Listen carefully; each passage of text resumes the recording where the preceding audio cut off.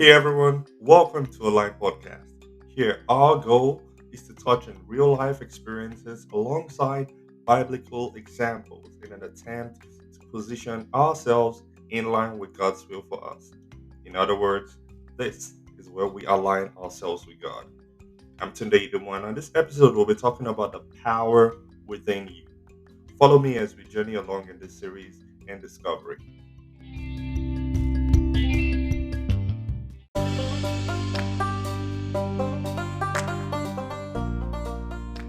You and I have been given this power, the gift of speech. This power is able to divert devastations and unify those willing to listen with understanding. At the same time, to set the whole world on fire. Proverbs 18:21 puts it this way: it says, "The tongue has the power of life and death." This means that when it comes to the tongue, the stakes are always high.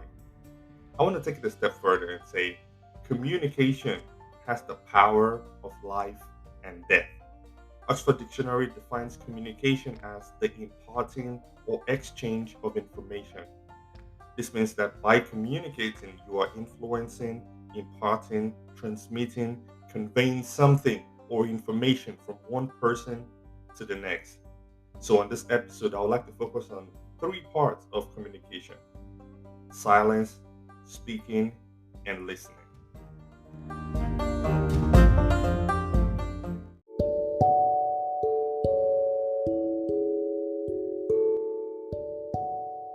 To be silenced is to keep hush or keep quiet. Silence has a very disturbing meaning when it comes to communication. And I think we established this part in the last episode where we said that if something or someone tries to silence you, best believe that it's there to limit you, it's there to hold you back, it's there to not allow you grow beyond your current position as long as you allow that thing to silence you. And there are a lot of things in life that would try to silence one. It could be your past, it could be relationships, it could be people you hold in high esteem, or maybe your culture, your religious belief. It could be the future, your ambitions and aspiration, and the list goes on. One way or the other, the silenced face should not become a lifestyle. That silence phase should not become a lifestyle. Imagine the scenario. Say one of my very good friend does something that's not right. And because he's my friend or she's my friend, I decide to not speak against, I decide to not criticize his or her actions because I'm being loyal to my friend. Right? Keep in mind that everyone else around us see what my friend did and no one is saying anything. So let's fast forward a few months and someone else who's not in my immediate close friend circle does the same thing that my friend did a few months ago. Tell me, do I have any basis at all? Do I have any grounds at all to speak against or criticize that person and their actions? I don't think so. Even if the whole world begins to do it, I better keep the very same energy if I respect myself at all and just be quiet to that. In essence, turning that blind eye to the actions of my friend in hopes of being loyal to him, it has to continue. It has to continue to everyone else around me. Therefore, being silenced in that particular time has turned into or can turn into a lifestyle of me just being quiet to everything and all things related to that. My silence or lack of bold stance on that one issue can prevent me from ever, it can prevent my voice from ever being heard again. Therefore, I have been silenced. That's it.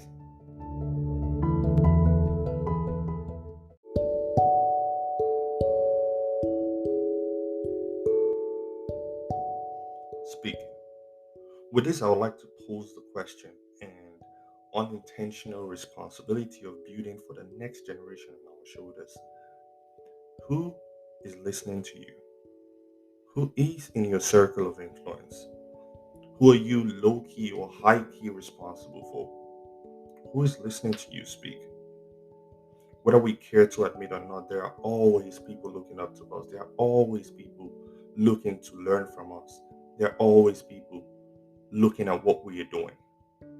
There are people influenced by what we do and what we say. These are people watching where we place our feet in the sand.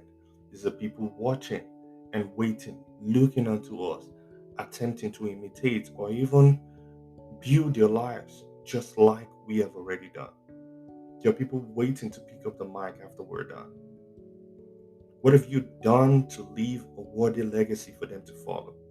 Have you improved yourself for the sake of being the best version of yourself, which will in turn encourage these people to strive for excellence? Or are you just winging it as you go? We have to be intentional about what we say. We have to be intentional about what we do. We have to be intentional about where we go and how we act.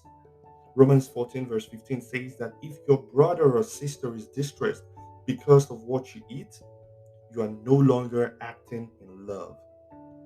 Do not, by your eating, destroy someone for whom Christ died. If anyone around you, if those that are looking up to you, if they are put in harm's way, or if they are distressed, if they are hurt by our actions, if they are hurt by things that you do. I know we can say that, oh, I don't care, I didn't ask them to do it, I didn't ask them, they didn't have to follow me.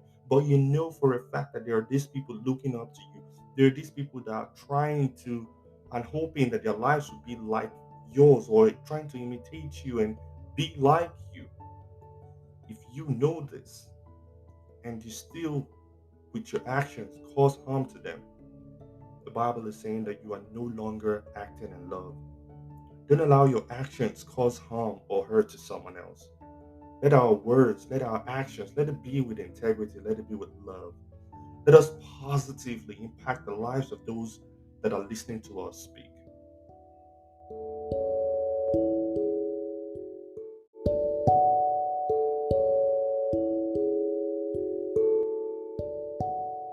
And finally, listening. With this, I pose the question, who are you listening to? Who is influencing your thoughts and your actions? Who have you aligned yourself with to imitate their lifestyle? There is a huge part of who you are today that fed and continues to feed from those who came before you, from those in front of you, from those you look up to. Depending on who they have either put in the effort to become the orators, the leaders, the mentors that you know and respect, or they are nonchalant about life, and one way or the other, it will definitely rub off on you. Whether intentionally or unintentionally, whether actively or passively, our personalities are formed based on the people we listen to, based on the people in our circle of influence, based on the people we have given the power to influence us. So I ask you again, who are you listening to? Who have you given the power to influence you?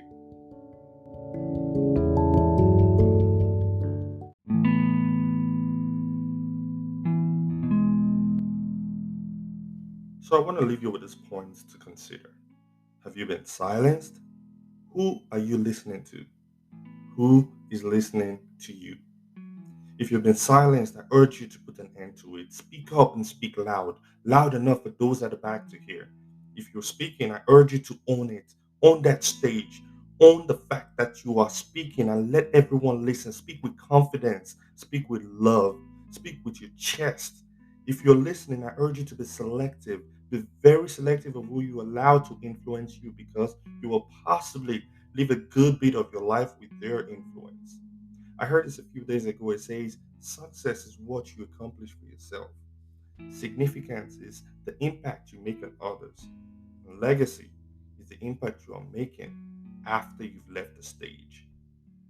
While you're here, while you and I are getting ready to use this power within us, it is equally important to note that no matter how eloquent you are, your message is incomplete if misunderstood.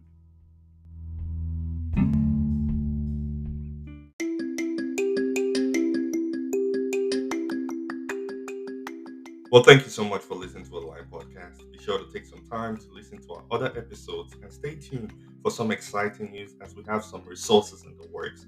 You can access all our episodes on Spotify, Apple Podcasts, Google Podcasts, Anchor, and simply by clicking the link in our show notes. Also, if you've enjoyed today's episode, please like and subscribe and share our live podcast. Join us next time as we continue to align ourselves with God. Thanks for listening. Cheers.